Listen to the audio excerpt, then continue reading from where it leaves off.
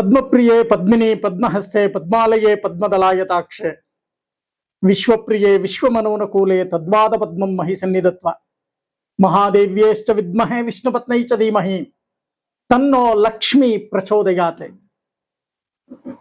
ಸಮಸ್ತ ವೀಕ್ಷಕರಿಗೆ ಶ್ರೀಧರ ಭಟ್ಟಾಚಾರ್ಯ ಗುರೂಜಿ ಮಾಡುವ ನಮಸ್ಕಾರಗಳು. ನೀವೆಲ್ಲರೂ ಆರೋಗ್ಯವಾಗಿದ್ದೀರಾ? ಕಷ್ಟ ಕಾರ್ಪಣ್ಯಗಳಿಂದ ಮುಕ್ತಿಯನ್ನು ಹೊಂದತಕ್ಕಂತ ಸಮಯದಲ್ಲಿದ್ದೀರಾ ಅಂತ ಭಗವಂತನಲ್ಲಿ ಪ್ರಾರ್ಥನೆಯನ್ನು ಮಾಡುತ್ತಾ, ನನ್ನ ಮನಸ್ಸಿನಲ್ಲಿ ನೆನೆಯುತ್ತಾ, ನಿಮ್ಮೆಲ್ಲರಿಗೂ ಕೂಡ ಆಶೀರ್ವಾದವನ್ನ ಮಾಡ್ತಾ, ಮೇ ತಿಂಗಳು ದ್ವಾದಶ ರಾಶಿಯ ಗೋಚಾರ ಫಲಗಳು ಹೇಗಿದೆ? ಮೇ ತಿಂಗಳಲ್ಲಿ ಯಾವ ಯಾವ ಗ್ರಹಗಳು ಯಾವ ಯಾವ ರಾಶಿಯಲ್ಲಿ ಸಂಚಾರವನ್ನ ಮಾಡ್ತಾರೆ, ಆಯಾ ರಾಶಿಗಳಿಂದ ಫಲಗಳನ್ನ ಏನ್ ಕೊಡ್ತಾರೆ, ನಿಮಗೆ ಅದೃಷ್ಟವೋ ದುರಾದೃಷ್ಟವೋ ಅನುಕೂಲವೋ ಅನಾನುಕೂಲವೋ ಇವೆಲ್ಲದರ ಬಗ್ಗೆ ಚಿಂತನೆಯನ್ನ ನಾವು ನಡೆಸಿದಾಗ, ಈ ಮೇ ಮಾಸದಲ್ಲಿ ಮಾಸ ಭವಿಷ್ಯದತ್ತ ನಾವು ಗಮನವನ್ನ ಕೊಟ್ಟಾಗ, ಇನ್ನು ಮಿಥುನ ರಾಶಿ, ಈ ಮಿಥುನ ರಾಶಿಯವರಿಗೆ ಈ ಮೇ ಮಾಸ ಹೇಗಿರುತ್ತೆ? ಬಹಳಷ್ಟು ಆಸೆ ಆಕಾಂಕ್ಷೆಗಳನ್ನು ಇಟ್ಕೊಂಡಿದ್ದೀರಾ. ಜನವರಿ ಫೆಬ್ರವರಿಲಿ ಬಹಳಷ್ಟು ಅನುಕೂಲಗಳನ್ನು ಕೂಡ ಪಡೆದಿದ್ದೀರಾ. ಅಷ್ಟೇ ಗೊಂದಲಮಯವಾದ ಒಂದು ವಾತಾವರಣಗಳು ಕೂಡ ಸೃಷ್ಟಿಯಾಯಿತು. ನಿಮ್ಮ ಬುದ್ಧಿಶಕ್ತಿಯಿಂದ ಪರಿಹಾರವನ್ನು ಕೂಡ ಮಾಡ್ಕೊಂಡಿದ್ದೀರಾ, ಹೌದಲ್ವಾ? ಹಾಗೆ ಈ ಮೇ ಮಾಸ ಮಿಥುನ ರಾಶಿಯವರಿಗೆ ಹೇಗಿರುತ್ತೆ? ಈ ಮಿಥುನ ರಾಶಿಯವರಿಗೆ ಧನಭಾವದಲ್ಲಿ ಕೇತು, ಅಭಿವೃದ್ಧಿ ಕುಂಠಿತ ಖಂಡಿತವಾಗಿ ಆಗಲ್ಲ.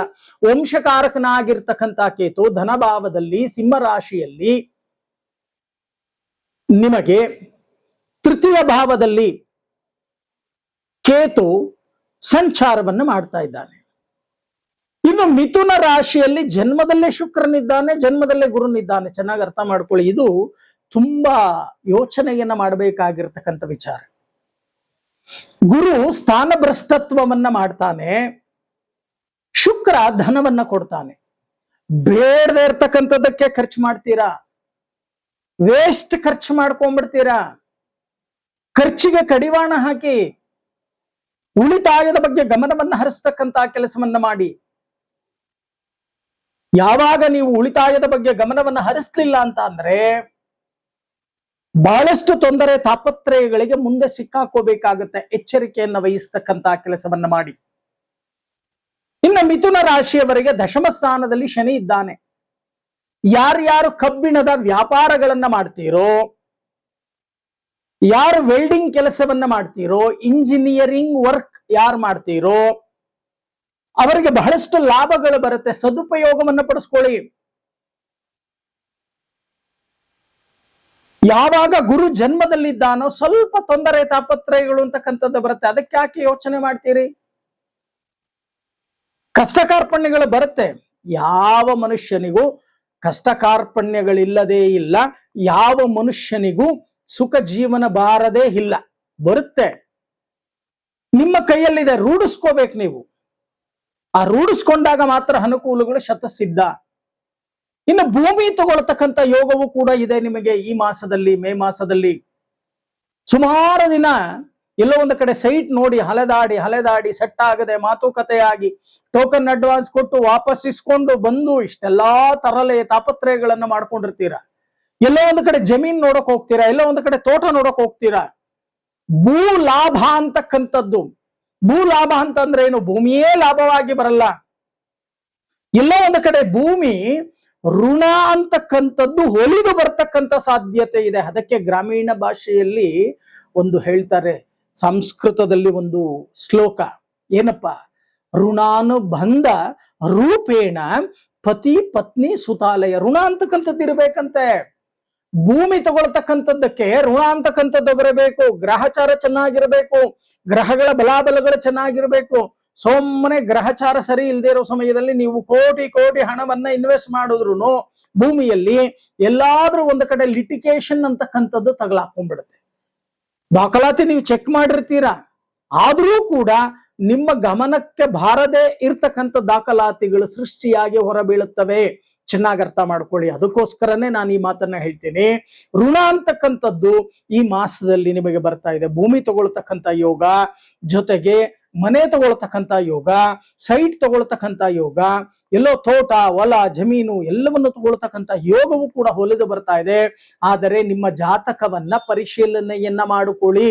ಕುಜ ಯಾವ ಕ್ಷೇತ್ರದಲ್ಲಿ ಇದ್ದಾನೆ, ಉಚ್ಚನಾಗಿದ್ದಾನೋ ನೀಚನಾಗಿದ್ದಾನೋ ಸಮಾನ ಸ್ಥಾನದಲ್ಲಿದ್ದಾನೋ ಇದನ್ನ ನಾವು ಪರಿಷ್ಕರಣೆಯನ್ನ ಮಾಡಿ ಪರಿಶೀಲಿಸಿ ನಾವು ಅದರ ಫಲವನ್ನ ತಿಳ್ಕೋಬೇಕಾಗತ್ತೆ. ಭೂಮಿ ಖಂಡಿತ ಬರುತ್ತೆ, ಭೂಮಿ ತಗೊಳ್ತೀರಾ, ಆದರೆ ಜಾತಕವನ್ನು ಒಂದ್ಸಾರಿ ವಿಮರ್ಶೆಯನ್ನ ಮಾಡ್ಕೊಳ್ತಕ್ಕಂಥದ್ದು.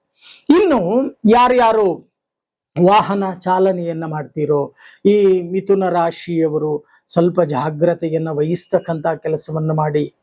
ಯಾಕೆಂತ ಅಂದ್ರೆ ಈ ರಾಹು ಏನು ಮಾಡ್ತಾನೆ, 9ನೇ ಮನೆಯಲ್ಲಿ ಇದ್ದಾನೆ, ಭಾಗ್ಯಸ್ಥಾನದಲ್ಲಿದ್ದಾನೆ. ಯಾವಾಗ ಭಾಗ್ಯಸ್ಥಾನದಲ್ಲಿ ರಾಹು, ಅಧರ್ಮಕಾರಕನಾಗಿರ್ತಕ್ಕಂಥ ರಾಹು ಭಾಗ್ಯವನ್ನ ಅವನು ಯಾವಾಗ್ಲೂ ಆಂಟಿ ಕ್ಲಾಕ್ ವೈಸ್ ತಾನೆ, ಅಂದ್ರೆ ಅಪ್ರದಕ್ಷಿಣಾ ಪಥದಲ್ಲಿ ಸುತ್ತತಕ್ಕಂಥದ್ದು. ಚೆನ್ನಾಗಿ ಅರ್ಥ ಮಾಡ್ಕೊಳ್ಳಿ. ಈ ಅಪ್ರದಕ್ಷಿಣಾ ಪಥದಲ್ಲಿ ಸುತ್ತತಕ್ಕಂಥವನು ಶುಭ ಫಲಗಳನ್ನ ಹೇಗೆ ಕೊಡ್ತಾನೆ?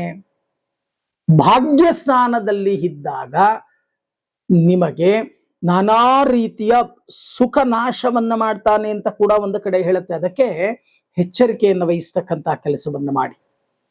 ನೀವು ಪ್ರತಿ ಬುಧವಾರ ಉತ್ತರಕ್ಕೆ ಮುಖ ಮಾಡಿ ಇರ್ತಕ್ಕಂಥ ಗಣೇಶನ ದೇವಾಲಯಕ್ಕೆ ಹೋಗಿ ಅರ್ಕಪುಷ್ಪ ಅಂದರೆ ಬಿಳಿ ಎಕ್ಕದ ಹೂವನ್ನ ಅರ್ಪಣೆಯನ್ನ ಮಾಡಿ ಭಕ್ತಿಯಿಂದ ಪ್ರಾರ್ಥನೆಯನ್ನ ಮಾಡಿ. ನಮೋ ರಾತಪತಗೆ, ನಮೋ ಗಣಪತಗೆ, ನಮ ಪ್ರಮದಪತಗೆ, ನಮಸ್ತೆ ಅಸ್ತು ಲಂಬೋದರಾಯ ಏಕದಂತಾಯ ವಿಘ್ನ ವಿನಾಶನೆ ಶಿವೋಸುತಾಯ ಶ್ರೀ ವರದಮೂರ್ತಯೇ ನಮೋ ನಮಃ. ಈ ಮಂತ್ರವನ್ನ ಹೇಳಿ ಪ್ರತಿನಿತ್ಯನೂ ಹೇಳಿದ್ರೆ ತುಂಬಾ ಉತ್ತಮ. ಆದರೆ ಪ್ರತಿ ಬುಧವಾರನಾದರೂ ನೀವು ಹೋಗಿ ಆ ಗಣೇಶನಿಗೆ 21 ದೀರ್ಘದಾಂಡ ನಮಸ್ಕಾರವನ್ನು ಮಾಡ್ತಕ್ಕಂಥ ಕೆಲಸವನ್ನ ಮಾಡಿ.